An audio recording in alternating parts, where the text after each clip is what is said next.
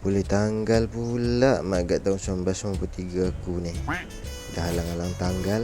Apa kata kita restore balik plastik hitam ni? Sebab hari tu Cik Karim ada bagi link satu coating ni. Dia cakap benda ni function teruk. Lagi teruk daripada sitapan anak Mak Isah. Lepas tu aku pun belilah master coating ni. Katanya Black Plastic Restore Pro Plus. Kalau nak botol besar sikit, kau beli yang Pro Max 1TB. Lepas tu kau dab kat situ, kau dab kat sini. Lepas tu kau apply pakai sponge basuh pinggan mak kau kat dapur tu, yang biarkan ianya kering. Lepas tu kau tengok lah hitam dia naik. Hello dah. Semua plastik hitam mereka boleh restore lah, kecuali geng plastik hitam lah.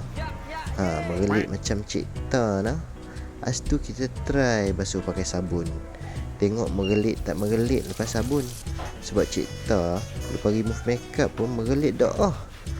Lepas tu kita lap dia kasih kering. Tinggai dia bawah matahari, kasih dia bebai. Betul mengelit nah. Tak banyak cakap lah. Terus pergi pasang kat kereta. Sempatlah pakai time raya balik kampung dengan mama nanti.